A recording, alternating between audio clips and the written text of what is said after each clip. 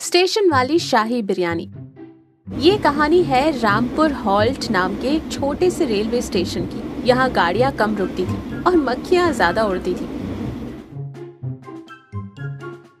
इसी स्टेशन के platform number 1 पर बिल्लू का एक छोटा सा ढाबा था। बिल्लू का 5 स्टार ढाबा। नाम 5 स्टार था, लेकिन खाना ऐसा कि कुत्ते भी सूंघकर आगे बढ़ जाए।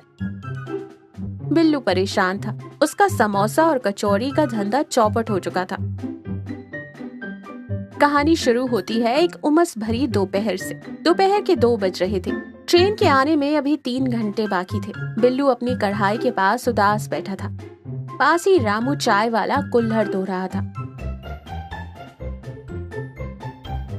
अरे रामू भाई, लगता है अब ये ढाबा बंद करके वापस गांव जाकर खेती करनी पड़ेगी। कल पूरे दिन में सिर्फ 3 समोसे बिके, वो भी उधार में। अरे बिल्लू, तेरे समोसे में आलू कम और हवा ज्यादा होती है। लोग हवा खाने थोड़ी आते हैं स्टेशन पर। कुछ नया बना, कुछ ऐसा जो इस पूरे रूट पर किसी को ना मिले। नया क्या बनाऊं?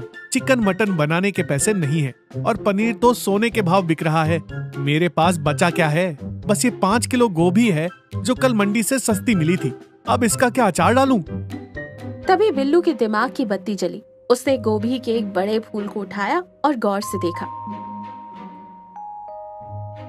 रामू, अगर इस गोभी को मैं ऐसे काटूं, फिर बेसन और मसालों में लपेटकर डीप फ्राई कर दूं और फिर बिरयानी वाले चावल में दम लगा दूं, तो वो गोभी चावल कहलाएगा। कौन खाएगा तेरा गोभी चावल? यही तो तू नहीं समझा। हम इसे गोभी बोलेंगे ही नहीं, हम इसे ऐसा नाम देंगे कि लोग नाम सुनकर ही टूट पड़ेंगे। बिल्लू ने तुरंत काम शुरू कर दिया। उसने गोभी को बड़े बड़े टुकड़ों में काटा, एक गुप्त मसाला तैयार किया।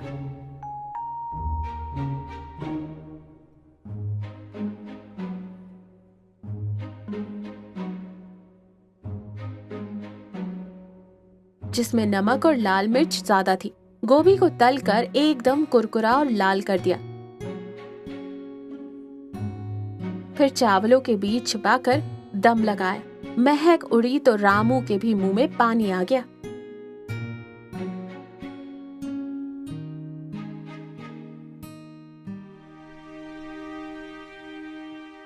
बिल्लू ने एक गत्ते पर कोयले से लिखा, शाही Kashmiri veg leg piece biryani, मात्र 50 रुपए प्लेट।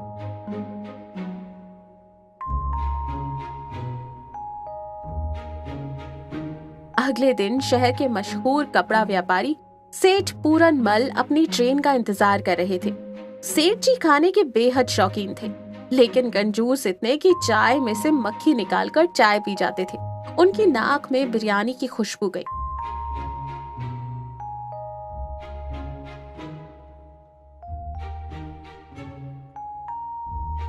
अरे भाई, क्या बना रहे हो? खुशबू तो बड़ी जानदार है। क्या है ये? सेठ जी, ये मामूली खाना नहीं है, ये है शाही Kashmiri veg leg piece biryani. इसमें जो बूटी पड़ी है ना, वो हिमालय की पहाड़ियों में उगने वाला एक खास सफेद कंद है। इसे खाने से घुटनों का दर्द गायब हो जाता है। रामू पीछे मुड़कर हंसी दबाने लगा। अच्छा, 50 रुपए में? चलो एक प्लेट लगाओ, लेकिन अगर स्वाद नहीं आया तो पैसे नहीं दूंगा। बिल्लू ने प्लेट भरकर बिरयानी दी। ऊपर से तली हुई गोभियों का एक बड़ा पीस रखा, जो मसाले से लथपथ होकर बिल्कुल किसी शाही डिश जैसा लग रहा था।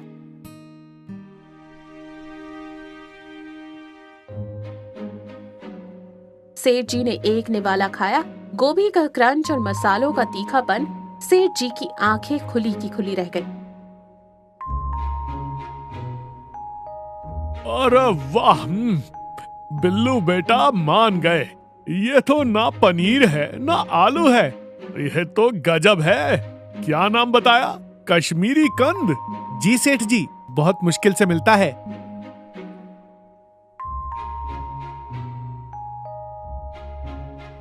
सेठ जी ने न सिर्फ पूरी प्लेट चट कर दी, बल्कि घर के लिए भी 2 पैकेट बंधवा लिए।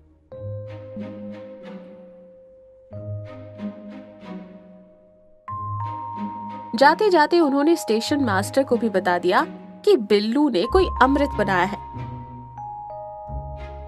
तीसरे दिन तक तो खबर जंगल की तरह फैल गई थी।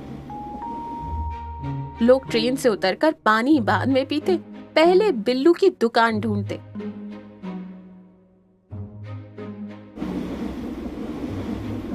भाई, सुना है वो जो सफेद कंद है वो शरीर में ताकत लाता है।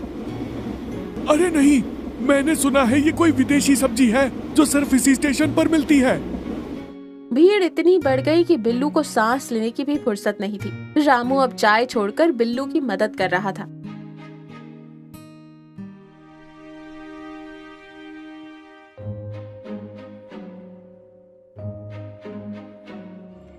बिल्लू, तूने तो कमाल कर दिया।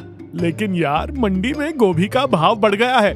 अगर किसी को ये पता चल गया कि ये गोभी है तो हमारी खैर नहीं। अरे चुप कर, जब तक मसालों की परत चढ़ी है कोई नहीं पहचान सकता। तू बस प्लेट लगा। शाम होते होते सारा माल खत्म हो गया। जो लोग बिना खाए रह गए वो बिल्लू को कोसते हुए गए। बिल्लू अब खुद को स्टेशन का मास्टर शेफ समझने लगा था। उसने रामू से कह दिया, देखना, कल मैं रेट 50 से 70 कर दूंगा।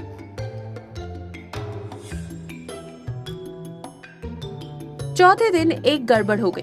मंडी में गोभी खत्म हो गई। बिल्लू ने जैसे तैसे पड़ोस के गांव से बासी गोभी मंगवाई, लेकिन इस गोभी के फूल थोड़े छोटे थे और सख्त भी। उनमें वो स्वाद नहीं था। दोपहर का 1 बजा था। स्टेशन पर सन्नाटा था। तभी सेठ पूरन मल जी एक बुजुर्ग महिला के साथ वहां आए। वो महिला थी काकी। काकी के पास रसोई का 50 साल का तजुर्बा था। वो दाल की खुशबू सूंघकर बता देती थी कि नमक कम है या मिर्च। बिल्लू, आज मेरी काकी आई है। इन्हें तुम्हारे उस कश्मीरी कंद का स्वाद चखना है। 2 प्लेट लगाओ, बढ़िया मसालेदार। बिल्लू का दिल धक धक करने लगा। इन छोटे गोभी के टुकड़ों से काकी को कैसे खुश करेगा, लेकिन कोई रास्ता नहीं था। उसने रामू की तरफ देखा। रामू ने इशारा करके कहा, हिम्मत रख, दे दे। बिल्लू ने उन छोटे गोभी के टुकड़ों को मसाले में डुबोया और चावल के नीचे छुपाकर परोस दिया। काकी ने प्लेट हाथ में ली। सेठ जी बड़े चाव से देख रहे थे। खाइए काकी, ये कोई मामूली चीज नहीं है, हिमालय से आती है।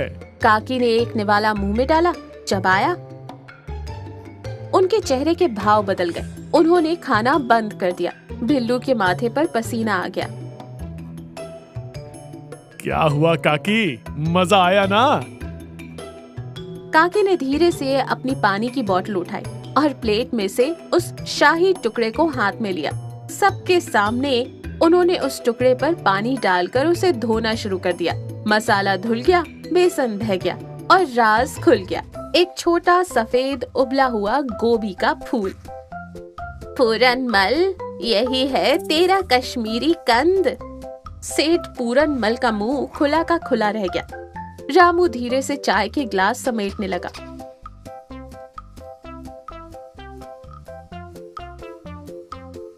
ये क्या है?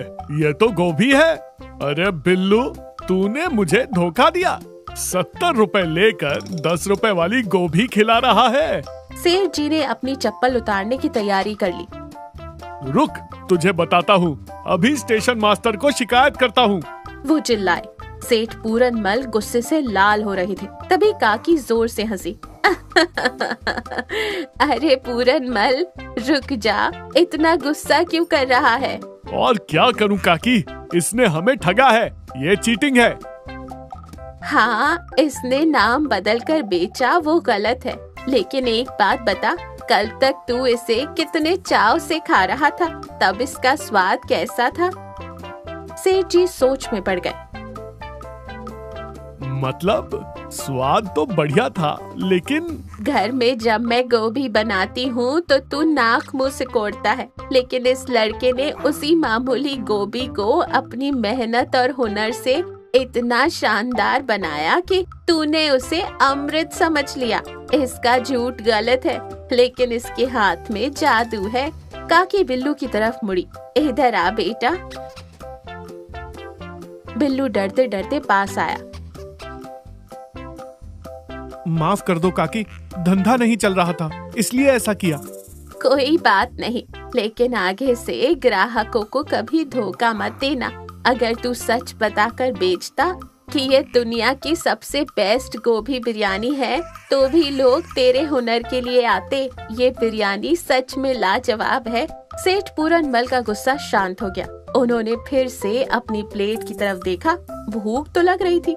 चल भाई, काकी ने कहा है इसलिए छोड़ रहा हूँ, लेकिन बिल्लू गोभी है तो गोभी का ही दाम मिलेगा। 70 रुपए नहीं, अब 40 रुपए ही दूंगा। मंजूर है? बिल्लू ने खुश होकर सिर हिलाया। मंजूर है सेठ जी। जान बची तो लाखों पाए। बिल्लू, तेरी लॉटरी लग गई। सब हंस पड़े। बिल्लू ने तुरंत अपना बोर्ड बदल दिया। बिल्लू की स्पेशल मसाला गोभी दम बिरयानी। हैरानी की बात ये थी कि सच पता चलने के बाद भी सेठ जी का आना कम नहीं हुआ, बल्कि अब तो वो अपने दोस्तों से शान से कहते, हमारे स्टेशन पर एक लड़का है जो गोभी को मटन जैसा बनाता है, खाकर देखो।